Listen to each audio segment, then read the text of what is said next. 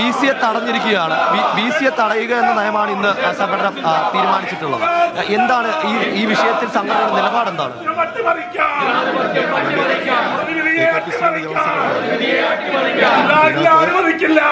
നിയമപരമല്ലാതെ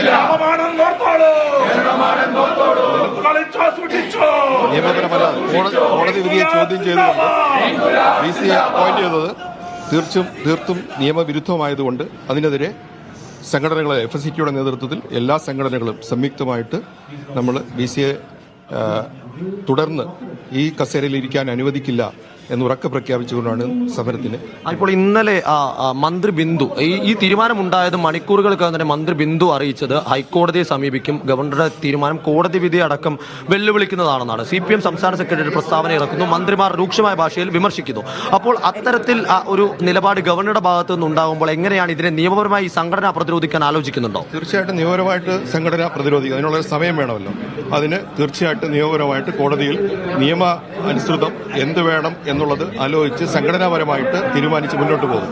അതിന് യാതൊരു സംശയവുമില്ല. നമ്മുടെ പ്രധാന ആവശ്യം എന്താണ്? എന്തൊക്കെ ആവശ്യമാണ് മുന്നോട്ട്? 11 സർവകലാശാലകളിലും ഈ ചാൻസലർ എന്നുള്ള നിലയ്ക്ക് നിയമപരമല്ലാതെ എല്ലാ വിധത്തിലും വൈസ് ചാൻസലർ നിയമനം അട്ടിമറിച്ചുകൊണ്ട് നടത്തുന്ന BC നിയമനം, അതായത് ചാർജ് BCമാരായിട്ടുകൊണ്ട് നിയമിച്ചുകൊണ്ട് സംഘടന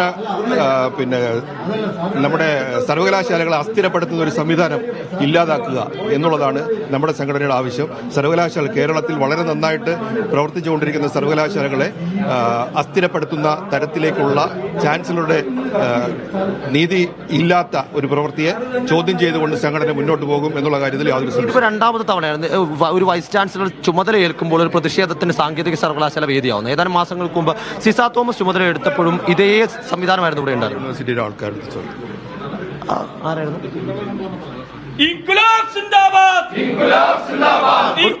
ഒരു കാര്യം ചോദിച്ചു, ഇതിപ്പോ രണ്ടാം തവണയാണ് സാങ്കേതിക സർവകലാശാലയിൽ വൈസ് ചാൻസലർ ചുമതല ഏറ്റെടുക്കുന്ന ദിവസം ഇത്തരത്തിലൊരു പ്രതിഷേധം ഉണ്ടാവുന്നത്. നേരത്തെ സിസ തോമസ് ചുമതല ഏറ്റെടുത്തപ്പോഴും സംഘടന പ്രതിഷേധിച്ചു, അതിനോടൊപ്പം തന്നെ SFIയും പ്രതിഷേധിച്ചിരുന്നു. ഇങ്ങനെ ഒരു സാഹചര്യം തുടർച്ചയായി ആവർത്തിക്കുന്നത് ശരിയാണെന്ന് കരുതുന്നുണ്ടോ? ഒരിക്കലുമില്ലല്ലോ. അതുകൊണ്ടാണല്ലോ ഇങ്ങനെ ഒരു പ്രതിഷേധ സമരം ഞങ്ങൾ സംഘടിപ്പിക്കുന്നത്. മിനിഞ്ഞാന്നാണ് ബഹുമാനപ്പെട്ട ഹൈക്കോടതി നേരത്തെ വന്നൊരു ഹൈക്കോടതി വിധി തന്നെ ശരിവെച്ചുകൊണ്ടൊരു ഉത്തരവിറക്കിയത്. ഡിവിഷൻ ബെഞ്ചിന്റെ ശരി ഉത്തരവാണ്.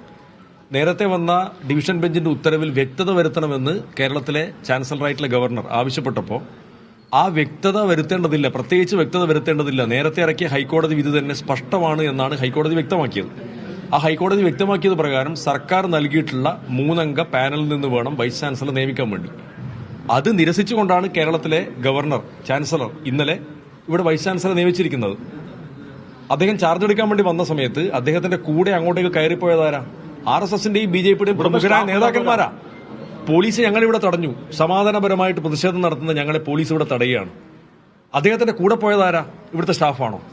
സ്റ്റാഫ് മാത്രമേ മുകളിലേക്ക് പോകാവൂ എന്നാണ് പോലീസ് പറയുന്നത്. അദ്ദേഹത്തിന് സംരക്ഷണം കൊടുത്ത പോലീസ് പറയുന്നത് സ്റ്റാഫ് മാത്രമേ മുകളിലേക്ക് പോകാൻ വേണ്ടി പാടുള്ളൂ എന്നാണ്. RSS നേതാക്കൾ അദ്ദേഹത്തിനൊപ്പം വന്നു എന്നാണ്. RSSന്റെ നേതാക്കളും BJPയുടെ നേതാക്കളുമാണ് മുകളിലേക്ക് പോയിട്ടുള്ളത്. അവരെ താഴേക്ക് ഇറക്കാൻ പോലീസ് തയ്യാറാവണം. അപ്പോൾ ഈ സർക്കാരും മന്ത്രിയും പറയുന്നത് ഗവർണർ നടപ്പിലാക്കുന്ന സംസ്ഥാനത്ത് കാവി അജണ്ടയാണെന്നാണ്. ആ ഒരു ആരോപണം ശക്തിപ്പെടുത്തുന്നതല്ലേ ഇന്നത്തെ നടപടി എന്ന് കരുതുന്നുണ്ടോ? 100%.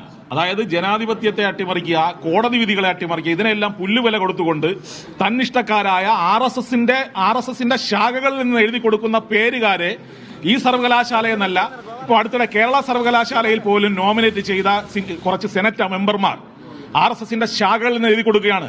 പല സ്ഥലങ്ങളിലും കേരളത്തിന്റെ വിദ്യാഭ്യാസ സമ്പ്രദായത്തെ തകർക്കണമെന്ന അജണ്ടയോടുകൂടി കേരളത്തിന്റെ ഗവർണർ പല RSSകാരെയും കേരളത്തിന്റെ സർവകലാശാലകളിൽ. അപ്പോൾ ഇന്ന് ചുമതലയേറ്റ doctor K Sivaprasad RSS VC ആണെന്നാണോ സംഘടന ആരോപിക്കുന്നത്? ജനാധിപത്യപരമായി ഇവിടെ പറഞ്ഞതുപോലെ സർക്കാർ കൊടുത്തിട്ടുള്ള ഒരു പാനലിൽ നിന്ന് എടുക്കണമെന്നാണ് കോടതിയുടെ വിധി.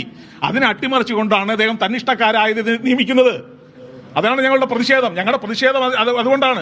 എത്തരത്തിലാണ് ഈ സംഘടന ഈ വിഷയത്തെ നോക്കിക്കാണുന്നത്, സമീപിക്കുന്നത്? ശക്തമായ പ്രതിഷേധമാണ്. FSCTO എന്ന് പറയുന്ന കേരളത്തിലെ ഏറ്റവും വലിയ തൊഴിലാളി പ്രസ്ഥാനമായ FSCTO വളരെ ശക്തമായ പ്രതിഷേധത്തിലേക്ക് പോവാണ്. ഞങ്ങളുടെ ആളുകൾ വന്നുകൊണ്ടിരിക്കുകയാണ്. കൂടുതൽ പ്രതിഷേധത്തിലേക്ക് തന്നെയാണ് പോകുന്നത്. അപ്പോൾ അത്തരത്തിൽ പ്രതിഷേധത്തിൽ നിന്ന് പിന്നോട്ട് പോകാനില്ല എന്ന നിലപാട് തന്നെയാണ് ഇപ്പോൾ സംഘടനാ പ്രവർത്തകർ ഇവിടെ പറയുന്നത്. അതിൽ ഏറ്റവും പ്രധാനപ്പെട്ട ഗുരുതരമായ ഒരു ആരോപണം ഉണ്ടായിരിക്കുന്നത് ഇന്ന് സർവകലാശാലയിൽ പ്രതിഷേധിക്കാനെത്തിയ ജീവനക്കാരെ ഉള്ളിലേക്ക് കയറ്റാതിരിക്കുകയും അതിനോടൊപ്പം ഈ BCയുടെ ഒപ്പം വന്ന RSS നേതാക്കൾ എന്ന് ജീവനക്കാർ ആരോപിക്കുന്ന പുറത്തു നിന്നുള്ളവരെ ഉള്ളിലേക്ക് കയറ്റിവിടുകയും ചെയ്തു. അത് ജനാധിപത്യ വിരുദ്ധമായ നടപടിയാണെന്നും അത്തരം നടപടികൾ അംഗീകരിക്കാൻ കഴിയില്ല എന്നും സംഘടനാ നേതാക്കൾ പറയുന്നു. കഴിഞ്ഞ ദിവസം മന്ത്രിയുടെ ആരോപണം, ഈ ആരോപണത്തിൽ പ്രധാനമായും പറഞ്ഞിരുന്നത് ഈ BCA അതായത് BCA നിയമനങ്ങളിൽ ഗവർണർ സംസ്ഥാനത്തെ സർവകലാശാലകളിൽ കാവ്യവൽക്കരണം നടത്തുന്നതിന് വേണ്ടിയുള്ള ഇടപെടൽ നടത്തുന്നു എന്നാണ്. അതേ ആരോപണം തന്നെയാണ് ഇപ്പോൾ സംഘടനയുടെ നേതൃത്വത്തിലും ഇവിടെ നേരത്തെ തന്നെ വ്യക്തമാക്കിയതാണ്. വിഷയം നിയമ പോരാട്ടത്തിലേക്ക് നീങ്ങും എന്നുള്ളത് വളരെ ക്ലിയർ ആക്കിയതാണ്. പക്ഷെ അതിനപ്പുറത്തേക്ക്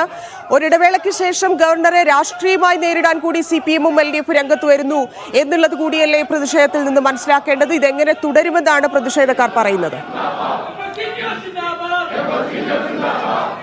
തീർച്ചയായിട്ടും ദിവ്യ, ഇന്നലെ ഈ തീരുമാനമുണ്ടായ ആദ്യ മണിക്കൂറുകളിൽ വന്ന മന്ത്രിമാരുടെ പ്രതികരണത്തിൽ നിന്ന് തന്നെ നമുക്ക് വ്യക്തമാണ് എങ്ങനെയാണ് CPM-ഉം സർക്കാരും ഈ വിഷയത്തെ സമീപിക്കുന്നത് എന്ന്. ആദ്യം വന്ന പ്രതികരണങ്ങൾ മന്ത്രിമാരുടേതായി പറഞ്ഞത് അവർ ഇത്തരത്തിൽ സർക്കാരിന്റെ നയങ്ങളെ സംസ്ഥാനത്തെ സർവകലാശാലകളെ അസ്ഥിരപ്പെടുത്താനുള്ള നീക്കം ഗവർണറുടെ ഭാഗത്ത് നിന്ന് ഉണ്ടാകുന്നു എന്നാണ്. തൊട്ടു പിന്നാലെ തന്നെ AKG സെന്ററിൽ നിന്നും വാർത്താക്കുറിപ്പായി CPM-ന്റെ വാർത്താക്കുറിപ്പ് ഇറങ്ങി. ആ കോടതി വിധിയെ മാനിക്കാത്ത, കോടതി വിധിയെ ലംഘിക്കുന്ന ഗവർണറാണ് സംസ്ഥാനത്തുള്ളതെന്നും BC നിയമനത്തെ ശക്തമായി അപലപിക്കുന്നുവെന്നും അതിന്റെ തുടർച്ചയായി SFI സമരരംഗത്തേക്ക് വരുന്നു. ഇപ്പോൾ FSCTU സമരരംഗത്തേക്ക് വരുന്നു. Kerala technical university employees union സമരരംഗത്തേക്ക് വരുന്നു. അത്തരത്തിൽ രാഷ്ട്രീയ സമീപനം കൂടി ഇതിലുണ്ട്. ഇന്നലെ മന്ത്രി R. ബിന്ദുവിന്റെ പ്രതികരണം അടിയന്തര സ്വഭാവത്തോടു കൂടി രാത്രി 8:15 ഈ ഉത്തരവ് വന്ന് മണിക്കൂറുകൾക്കകം രാത്രിയിൽ തന്നെ മന്ത്രി നമ്മോട് വിളിച്ചു പറഞ്ഞ നിയമപരമായി നേരിടുകയാണ്, രാഷ്ട്രീയപരമായി നേരിടുകയാണ് എന്നുള്ളതാണ്. അതിന്റെ തുടർച്ചയായി സമരങ്ങൾ ഉണ്ടാകുന്നു. ആ സമരങ്ങളുടെ പിൻപറ്റി നമ്മൾ വിചാരിക്കേണ്ടത് ഇത്തരത്തിൽ ഈ വിഷയത്തെ വിട്ടുകളയാൻ സർക്കാർ ആലോചിക്കുന്നില്ല. ഒരു തുറന്ന സംഘടനം എന്ന വാക്കുകൊണ്ടാണ് ഉന്നത വിദ്യാഭ്യാസ മന്ത്രി R. ബിന്ദു ഈ കാലഘട്ടത്തെ അല്ലെങ്കിൽ ഈ സാഹചര്യത്തെ വിശേഷിപ്പിച്ചത്. ആ വിശേഷിപ്പിക്കലിനെ കൂടി സാധൂകരിക്കുന്ന തരത്തിലേക്കുള്ള നടപടിയാണ് ഇപ്പോൾ ഇന്ന് ആദ്യ ദിവസം സർവകലാശാലയിൽ. ഇത് രണ്ടാം തവണയാണ് സിസാർ തോമസിന്റെ ചാർജ് എടുക്കൽ ദിവസവും സമാനമായ രീതിയിൽ SFIയുടെയും KTEUവിന്റെയും സമരമുണ്ടായിരുന്നു. അതിനുശേഷം ഇപ്പോൾ ഡോക്ടർ K. ശിവപ്രസാദിന്റെ നിയമനവുമായി ബന്ധപ്പെട്ട് അദ്ദേഹം ചുമതലയെടുക്കാൻ വരുന്ന ദിവസം ഇത്തരത്തിൽ സമരങ്ങൾ ഉണ്ടാകുന്നു. ഈ സമരങ്ങളുമായി മുന്നോട്ട് പോകുന്നു, ഈ നിലപാട് അംഗീകരിക്കില്ല എന്ന ആ കാര്യം തന്നെ വീണ്ടും ആവർത്തിക്കുകയാണ്. ഉന്നത വിദ്യാഭ്യാസ മന്ത്രിയുടെയും സർക്കാരിന്റെയും CPM-ന്റെയും പിന്തുണ ഈ വിഷയത്തിൽ ഉണ്ട് എന്ന കാര്യത്തിൽ യാതൊരു തർക്കവുമില്ല. അത് തന്നെയാണ് ഇന്ന് ഇത്തരത്തിലൊരു സമരം ഈ സർവകലാശാലയിൽ ആസൂത്രണം ചെയ്യുന്നതിന് വേണ്ടി ഇവർക്ക് പ്രചോദനമായതും. എന്നാൽ അതിനോടൊപ്പം തന്നെ പ്രധാനപ്പെട്ട ഒരു ഗുരുതര ആരോപണം ഈ സർവകലാശാല VC നിയമനങ്ങളിൽ RSS കാവ്യവൽക്കരണം ഉണ്ടാകുന്നുവെന്ന ആരോപണം കഴിഞ്ഞ ദിവസങ്ങളിൽ സർക്കാർ പറയുന്നു, CPM പറയുന്നു, മുഖ്യമന്ത്രി പിണറായി വിജയൻ അടക്കം പറയുന്നു. ആ ആരോപണം ഇന്ന് ഈ ദിവസം തെളിവ് സഹിതം നിരത്തുകയാണ് ഇവിടുത്തെ ജീവനക്കാർ. ഇന്ന് VC ചുമതലയേൽക്കാൻ വന്നപ്പോൾ കൂടെ ഉണ്ടായിരുന്ന നേതാക്കൾ RSS നേതാക്കളാണെന്നും അത്തരത്തിൽ സംഘടനയ്ക്ക് സർവകലാശാലയ്ക്ക് പുറത്തു നിന്നുള്ളവരെ എത്തരത്തിലാണ് പ്രവേശിപ്പിക്കുന്നത്, VC-ക്കൊപ്പം സർവകലാശാലയിൽ ചുമതലയേൽക്കുന്ന സമയത്ത് എത്തരത്തിലാണ് പ്രവേശിപ്പിക്കുന്നത്, സർവകലാശാലയിലെ ജീവനക്കാർക്ക് എന്തുകൊണ്ട് VC-യുടെ ചുമതലയേൽക്കൽ ചടങ്ങിൽ നിന്ന് വിലക്കുണ്ടാകുന്നു എന്ന തരത്തിലേക്കുള്ള വലിയ ചോദ്യങ്ങൾ ഇവിടെ ഉണ്ടാകുന്നു. എന്തായാലും സമരം ശക്തമായി തന്നെ മുന്നോട്ട് പോവുകയാണ്. സമരത്തിൽ നിന്ന് പിന്നോട്ടില്ല എന്ന നിലപാട് തന്നെയാണ് ഇപ്പോഴും ജീവനക്കാർ ആവർത്തിക്കുന്നത്. ഗോപാൽ, ഇവിടെ മറ്റൊരു കാര്യം, ഈ സജി ഗോപിനാഥിനോടൊക്കെ പുറത്താക്കാതിരുന്ന ആ കാര്യത്തിൽ ഒരു ചെറിയൊരു അനുനയം സർക്കാരിന്റെ ഭാഗത്തു നിന്ന് പുറത്തെടുത്തിരുന്നു. പക്ഷേ അതൊന്നും ഇനി, അതായത് വകുപ്പ് മന്ത്രിയും പാർട്ടിയുടെ അധ്യാപക സംഘടനകളും ഒന്നും ചെറിയ ചില പ്രതിഷേധങ്ങൾ ഉയർത്തുകയല്ലാതെ വലിയ രീതിയിലൊരു ഫൈറ്റിലേക്കൊന്നും ആ സമയത്ത് പോയിരുന്നില്ല. അപ്പം ഈ വിഷയത്തിൽ ഇനി അങ്ങനെയാകാനുള്ളൊരു സാധ്യതയില്ല അല്ലെ? ഒരു അനുനയം എന്നുള്ള രീതിയിലേക്ക് സർക്കാർ കടക്കില്ല അല്ലെ?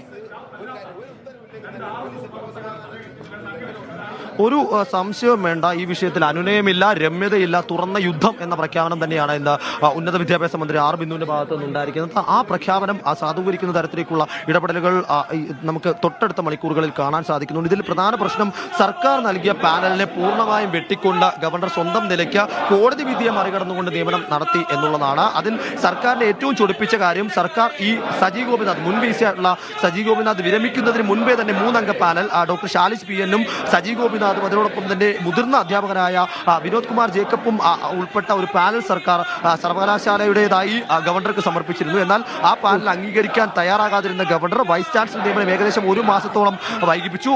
കഴിഞ്ഞ ഒക്ടോബർ 27 കാലാവധി അവസാനിച്ച വൈസ് ചാൻസലർ പിന്നീട് വീണ്ടും 1 മാസം കാലതാമസം എടുത്തു സർവകലാശാല ചുമതലയേൽക്കാൻ.